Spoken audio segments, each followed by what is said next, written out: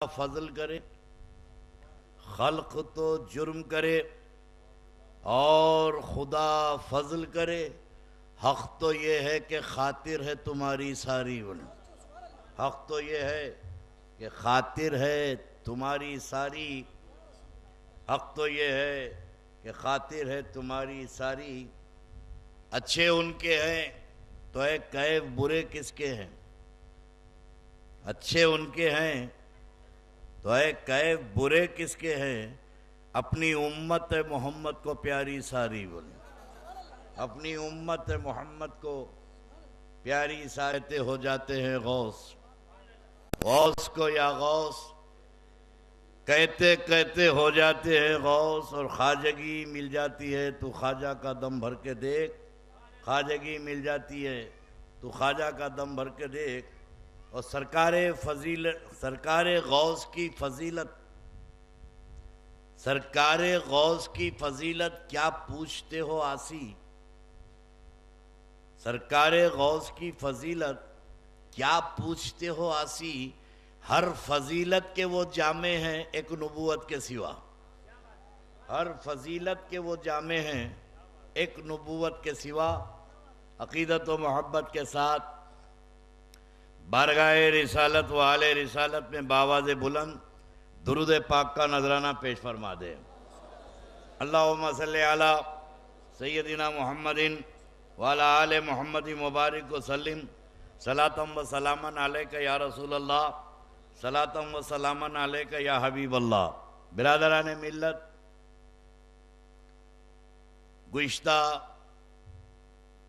تقریر میں نے ایک تسلسل قائم کیا تھا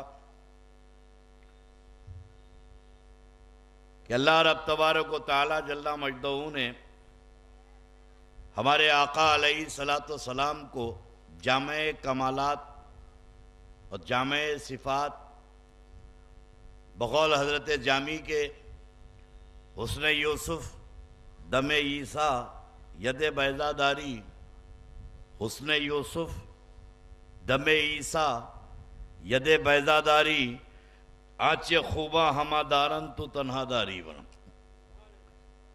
حسن یوسف بھی ہے اور عیسیٰ علیہ السلام کی روح کلمت اللہ کے کمالات بھی ہیں، اور موسیٰ علیہ السلام اس پیغمبر کے منصب کے وہ خوبیاں بھی، ہمارے آقا علیہ السلام کی خوبیوں میں، ان کے کمالات میں سب سے بڑا کمال یہ تھا، مگر ایک چیز ذہن میں رکھیں کہ جن جن پیغمبروں کو کمالات ملے تھے ہر پیغمبر کے ساتھ نور محمدی جلوہ فرما تھا،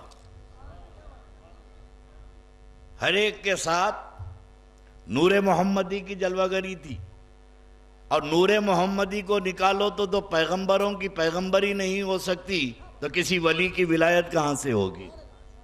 تصور نور، میرے آقا کی نورانیت کا جو قائل ہے وہی مقام ولایت پہ پہنچے گا، جو نبی کو نور نہیں مانتا، جو نبی کی نورانیت کا قائل نہیں ہے، مومن نہیں بن سکتا تو ولی کہاں سے بن سکے گا۔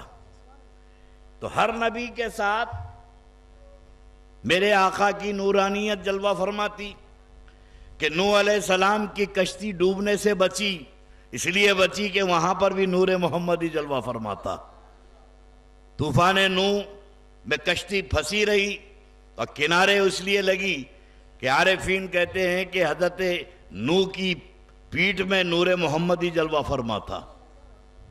ابراہیم علیہ السلام کو آگ میں ڈالا گیا، آگ کا کام ہے جلانا، آگ یہ نہیں دیکھتی کہ کون گیا ہے، کون اندر ہے، کون باہر ہے، آگ کی تاثیر جلانا۔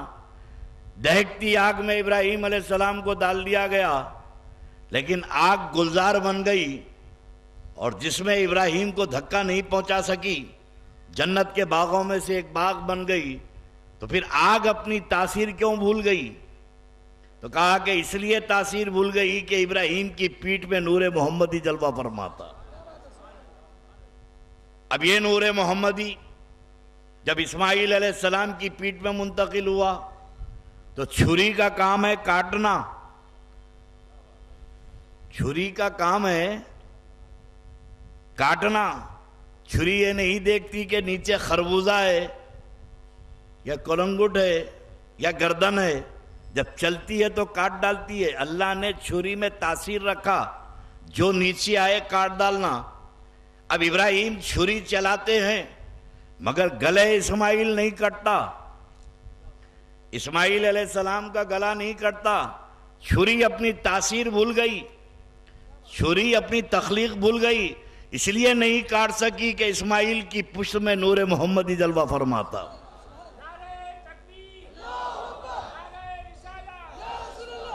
تو اب یہ پیغمبروں کے کمالات کہ ابراہیم کو وہ معجزہ ملا, اسماعیل کو وہ کمال ملا, موسیٰ کو وہ معجزہ ملا. اب یہ معجزے الگ الگ شکل میں ہمارے آقا کی ذات میں جمع ہیں, اور نبی چونکہ سید المرسلین ہیں تو ان معجزات سے ہٹ کے کمال ہونا چاہیے. جب نبی عرفہ و اعلیٰ ہے تو نبی کے معاملات بھی ہر ایک سے ہٹ کے ہونا چاہیے.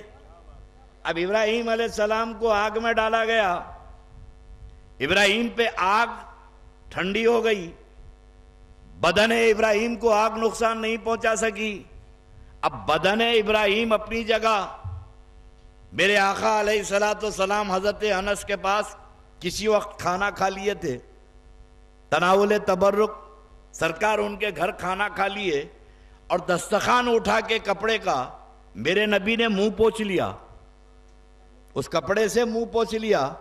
حضرت انس اس کو حفاظت سے رکھ لیے, اور جب کبھی وہ کپڑا میلا ہوتا دسترخوان تو اس کو دھوتے نہیں آگ میں ڈال دیتے, دھوتے نہیں آگ میں ڈال دیتے.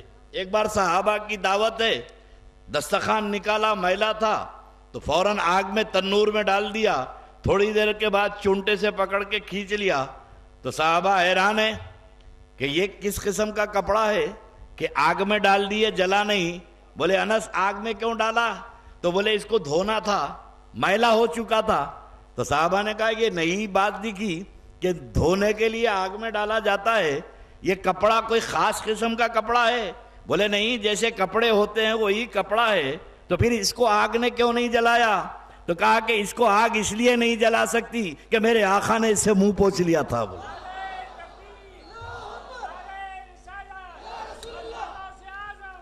وہ بدن ابراہیم تھا جس پر آگ ٹھنڈی ہو گئی, اور یا میرے آقا نے جس کو ہاتھ لگا دیا آگ ٹھنڈی ہو گئی. تو کمالات ہٹ کے ہونی چاہیے. رسول کی امت, بیچ میں ایک ولی کی بات یاد آ گئی کہ ولی تابع ہوتا ہے نبی کے. حضرت مالک بن دینار کسی آگ کے پجاری سے مناظرہ ہو گیا, آتش پرست سے. آتش پرست بولا مالک تم اللہ کو مانتے ہیں, میں آگ کی پوجا کرتا ہوں, آگ کو خدا مانتا ہوں, میرا کیا بگڑا تمہارا کیا سدھرا؟ تو حضرت مالک نے کہا تو جس کو مانتا ہے آگ کو, ایسا کر کہ تو آگ کو پکار کے آگ میں ہاتھ ڈال لے, میں اللہ کو پکار کے آگ میں ہاتھ ڈالوں گا.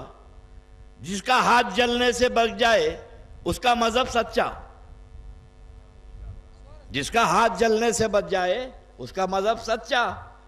تو آگ کا پجاری سوچا آگ کا کام تو جلانا ہے, میں ڈالوں یا انہوں ڈالے؟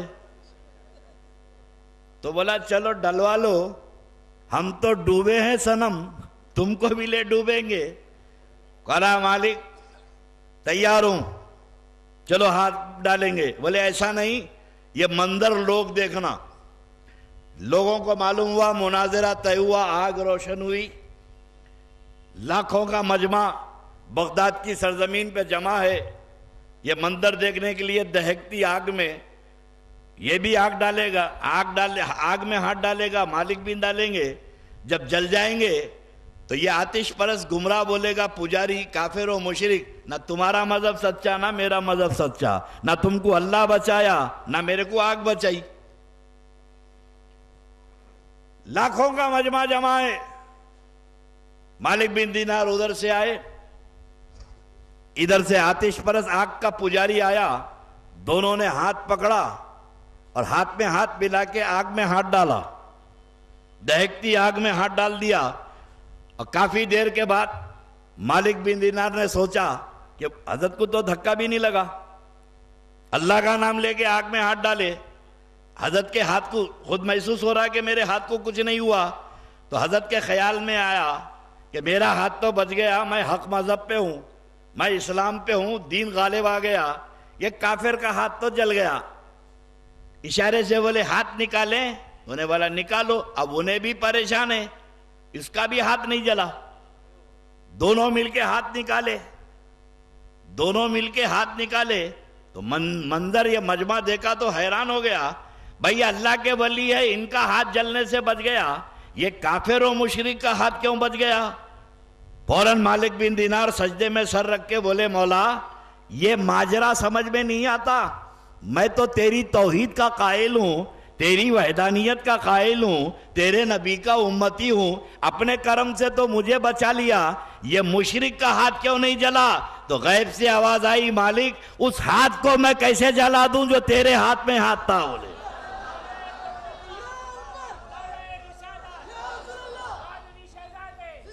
ایک اللہ کے ولی کے ہاتھ میں ہاتھ ہو تو مشرک کا ہاتھ نہ جلے، اور جس کا عاشقوں کا غوث کے ہاتھ میں ہاتھ ہو۔ یہ عقیدہ ہے۔ تو اب اللہ کے رسول علیہ السلام کے کچھ کمالات ہٹ کے ہونی چاہیے۔ اللہ کے رسول عیسیٰ علیہ السلام نے مردوں کو زندہ کیا، اور یہ زندگی کا معاملہ ہے، قرآن سے ثابت ہے۔ عیسیٰ نے مردوں کو زندہ کیا، مادرزاد اندھوں کو بینا کر دیا، کوڑیوں کو اچھا کر دیا، اللہ پاور دے کے بھیجا، اللہ کمال دے کے بھیجا۔ اس زمانے کے جو جو تقاضے تھے اللہ نے ان پیغمبروں کو عطا کیے۔ عیسیٰ علیہ السلام نے کمالات دکھا دیے۔ اب یہ تو عیسیٰ کا معجزہ تھا کہ مردے کو زندہ کرے، اور ہمارے نبی کا کمال کچھ ہٹ کے ہونا چاہیے تھا۔ مردے کو زندہ کرنے کا مطلب پہلے جان تھی، نکلی واپس آئی، جان تو تھی، روح تھی، روح نکل گئی، عیسیٰ بحکم رب روح کو واپس لا دیے۔ اب میرے نبی کا معجزہ ہٹ کے ہے، یہاں تو روح تھی نہیں، یہاں تو جان تھی نہیں، سرکار نے کرم فرما دیا تو سوکھی لکڑی کو زندگی دے دی، اور نبی نے کرم کر دیا تو کنکریوں سے کلمہ پڑھوا لیا۔ تو بے جانوں میں جان ڈالنا یہ مصطفیٰ کا کمال ہے، جان میں جان واپس لانا یہ عیسیٰ کا کمال ہے، اور بے جانوں میں جان ڈالنا یہ میرے نبی کا کمال ہے۔ تو ہر کام میرے آقا کا ہٹ کر ہے۔ ایسے ہی سلیمان علیہ السلام پیغمبر ہیں، اللہ نے انہیں کمالات عطا فرمائے، اور ان کے کمالات کا ذکر تو قرآن پاک میں ہے۔ جو پیغمبری منصب کو جانتے ہیں، اس لیے کہتے ہیں کہ ہم وہابیوں سے پیغمبر کو، نبی کو اپنے ملا کی کتاب سے مت سمجھو، مقام نبوت کو کسی ملا کی کتاب سے مت سمجھو، نبی کو پہچاننا ہو تو اللہ کی کتاب سے سمجھو۔ جو ملا کی کتاب سے پیغمبر کو جانتا ہے وہ گمراہ ہو جاتا ہے، اور جو اللہ کی کتاب سے جانتا ہے اس کا ایمان پکا ہو جاتا ہے۔ تو ہم نبی کو کسی مولوی مولانا کی کتاب سے نہیں جانتے ہیں، اللہ کی کتاب سے جانتے ہیں۔ اب اللہ تعارف کراتا ہے، دیکھو چہرہ بشرا ایک ہونے سے، ریزمبلنس سے کچھ نہیں ہوتا، آنکھ تمہاری بھی ہے، آنکھ میری بھی ہے، کان تمہارے بھی، کان میرے بھی، زبان تمہاری بھی، زبان میری بھی، لیکن یہ اس مطابقت سے، یہ چہرے بشرے سے پیغمبر اور ہم ایک نہیں ہو جاتے۔ کان ہو جانا، نبی کے بھی دو کان ہیں، تمہارے بھی دو کان ہیں، مگر کیا نبی کے کان تمہارے کان برابر ہیں؟ کیا نبی کے کان تمہارے کان برابر ہیں؟ اب سلیمان علیہ السلام کے کانوں کے سلسلے میں قرآن پاک خود بیان کرتا ہے کہ سلیمان علیہ السلام کا لشکر جا رہا ہے، جنگل میں چونٹیوں کا پٹھا ہے، چونٹیاں چارے کے لیے نکلی اور سلیمان علیہ السلام کے لشکر کے دھول کو دیکھا، لشکر آ رہا ہے، ہزاروں کا لشکر ہے، تو چونٹی نے اور چونٹی کی رانی نے اپنی قوم سے پکار کے کہا کہ یا ایھا النمل ادخلوا مساکنکم. میں کسی اہل حدیث کی کتاب نہیں پڑھ رہا ہوں، کسی تبلیغی جماعت اسلامی کی کتاب نہیں، بھائی اللہ کا کلام پڑھ رہا ہوں. پیغمبر کے کان کیا ہے؟ وہ اللہ سنا رہا ہے. ملا بولے تو جھگڑا ہے، مگر یہ بدنصیب اللہ سے بھی جھگڑا کرتے کہ اللہ ان کو اتنا کمال کا ایک دے دیا. اللہ نے پیغمبروں کو اتنا کمال کیوں دیا؟ ارے ایمان لایا تو کمال پہ بھی ایمان لا. پیغمبر کا کلمہ پڑھ لینے سے مسلمان نہیں ہوتا، پیغمبر پر دل و جان سے قربان ہوا تو مسلمان ہوتا ہے. سلیمان علیہ السلام آ رہے ہیں، چونٹی نے پکار کے کہا ہے چونٹیوں اندر داخل ہو جاؤ، سلیمان کا لشکر آ رہا ہے. ایسا نہ ہو کہ وہ غیر شعوری طور پہ کچل کے چلے جائیں اور تم تباہ ہو جاؤ، مر جاؤ. چونٹی نے اپنی قوم سے کہا، چونٹی کی رانی نے. سلیمان علیہ السلام 30 میل دور ہیں، قافلہ 30 میل دور ہے. مفسرین کہتے ہیں کہ قافلہ 30 میل دور ہے. 30 میل دور پہ چونٹی بولی اور 30 میل دور پہ سلیمان علیہ السلام سنے. اچھا سن کے کیا کرے؟ اب یہ قرآن سنیے. سلیمان علیہ السلام چونٹی کی ہوشیاری کو سن کے ان کا ریئیکشن کیا رہا، سلیمان کا رد عمل کیا رہا. اللہ فرماتا ہے فَتَبَسَّمَ ضَاحِكًا مِّن قَوْلِهَا. وہ چونٹی کی بات کو سن کے سلیمان مسکرا دیے. سلیمان قرآن کہہ رہا فَتَبَسَّمَ ضَاحِكًا مِّن قَوْلِهَا. اس کی بات سن کے، ہوشیاری کی بات سن کے اللہ کے نبی مسکرا دیے. اب 30 میل دور سے چونٹی بولے اور 30 میل دور سے پیغمبر سنے. کان تو تمہارے بھی ہیں، کان میرے بھی ہیں، مگر پیغمبروں کے کان کی ساخت ایسی ہے کہ 30 میل دور سے سن رہے ہیں. ارے عقل کے اندھے، تیرے تکیے پہ چونٹی رینگتی ہے، سن کے بتا کیا بول رہی ہے. کان میں گھومتی ہے، بتا کیا بول رہی ہے. اور اندر گھسی بات پتا چلتا ہے کہ میڈم اندر جا چکے ہیں بول کے. ایک تمہارے کان ہے اور ایک پیغمبر کے کان ہے. لیکن خدا کی قسم پھر مقام رسالت سید الانبیاء ہیں، ہٹکے ہونا چاہیے، ہٹکے ہونا چاہیے. کیا ہٹکے ہونا چاہیے؟ اب یہ تو 30 میل دور سے سنے سلیمان، اور سید الانبیاء معراج سے واپس آئے، اللہ کے نبی معراج سے واپس آئے تو بلال حبشی سے پوچھتے ہیں کہ بلال آخر تو کیا کرتا ہے؟ تیرے قدموں کی آواز کو میں نے جنت میں سنا ہے.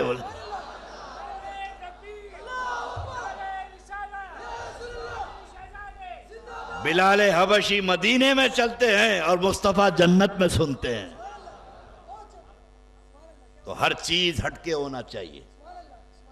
تو جب نبیوں کے کمالات ہمارے آقا کو الگ الگ انداز میں ملے اور اس سے ہٹ کے ملے، ہر پیغمبر کا کمال اپنی جگہ اور میرے مصطفیٰ کا کمال اپنی جگہ، نبی کا معجزہ اپنی جگہ. اب اللہ رب تبارک و تعالی مقام نبوت میں تو یہ خوبیاں جمع فرما دیا.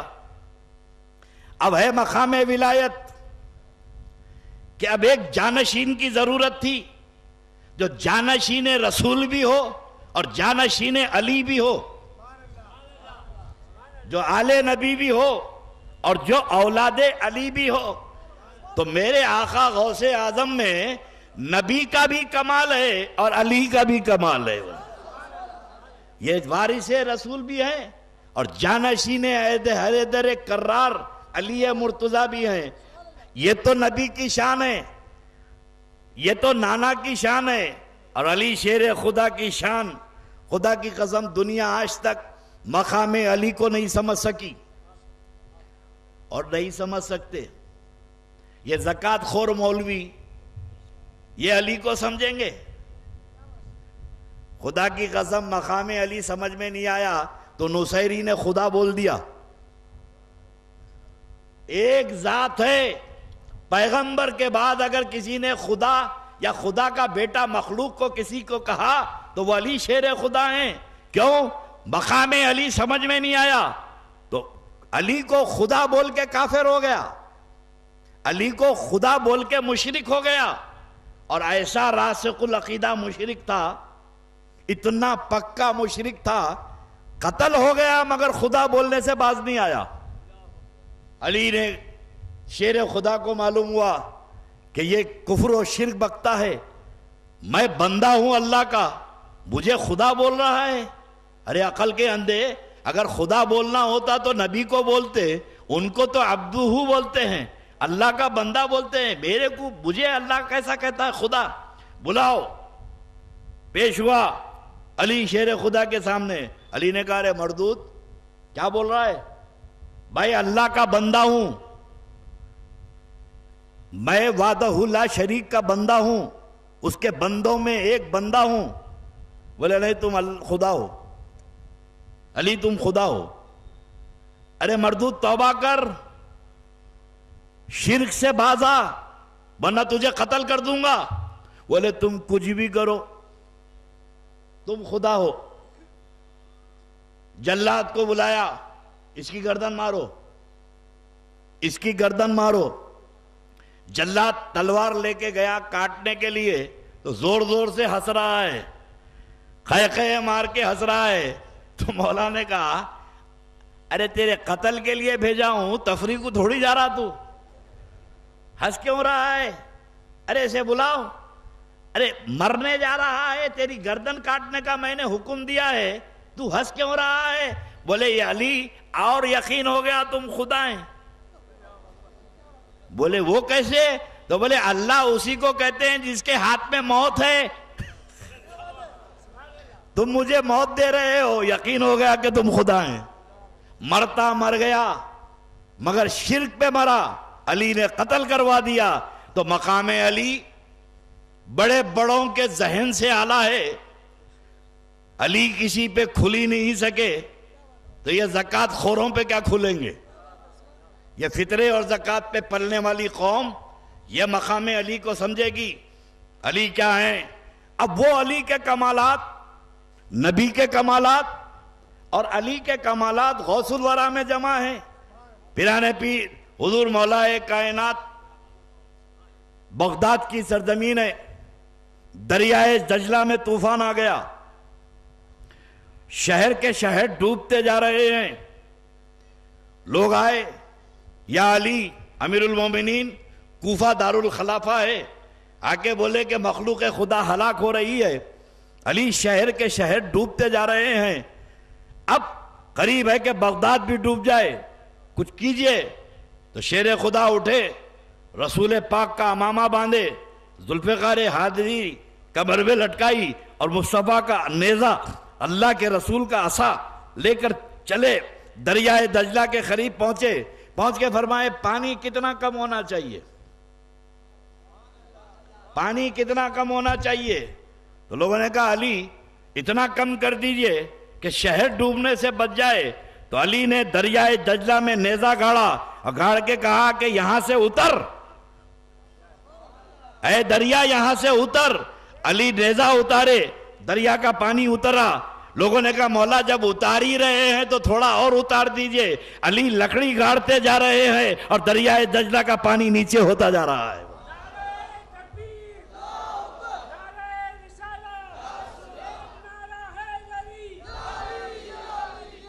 یہ نبی کے کمالات علی کے پاس آئے. اور مشکاۃ شریف کی حدیث ہے، علی شیر خدا فرماتے ہیں کہ میں اللہ کے رسول کے ساتھ مکے کی وادیوں میں پہاڑوں میں سے گزر رہا تھا، تو جس راستے سے اللہ کے رسول چلتے وہ راستے کے پتھر مصطفیٰ کو سلام کرتے. اس راستے کے پتھر اللہ کے رسول کو سلام کرتے. بھئی نبی کو سلام پتھر کر رہے تھے تو نبی کو سننا چاہیے تھا، مگر نبی نے علی میں وہ کمال عطا فرما دیا کہ علی جو میں کروں گا، جو میں سنوں گا، وہ طاقت تجھے دے دوں گا کہ مصطفیٰ کے کانوں کی قوت تجھے عطا ہو جائے گی. پتھروں کی زبان نبی سن رہے تھے اور پتھروں کی زبان علی سن رہے تھے. تو اب یہ جامع کمالات، نبی کا بھی کمال ہو اور علی کا بھی کمال ہو کہ غوث اعظم دستگیر یہ جانشین رسول بھی ہیں اور جانشین باب العلم بھی ہے.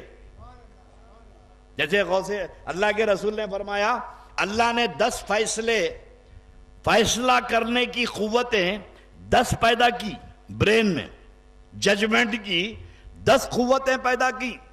9 تو 1% ساری کائنات کو دیا. قیامت تک کے فیصلہ کرنے کی طاقت 1% پوری قیامت تک کے مخلوق کو عطا کیا اور 9% علی کو دے دیا. بولے قیامت تک جو فیصلے ہوں گے وہ قوت 1% دنیا کو دیا ہے اور 9% علی مرتضیٰ کو دیا ہے. تو اب علی کے وارث ہیں غوث اعظم، تو علم میں بھی وارث ہیں، کمالات کے بھی وارث ہیں. تو اب میں علی کا، نبی کا کمال اور علی کا علم غوث اعظم میں کیسے منتقل ہوا کہ ساری دنیا کے علماء کا علم ختم ہو جاتا ہے، وہاں غوث اعظم کا علم شروع ہوتا ہے. اس لیے کہتے ہیں پیر سچا ہو، پیر سچا ہو. لوگ تو جس کو دیکھو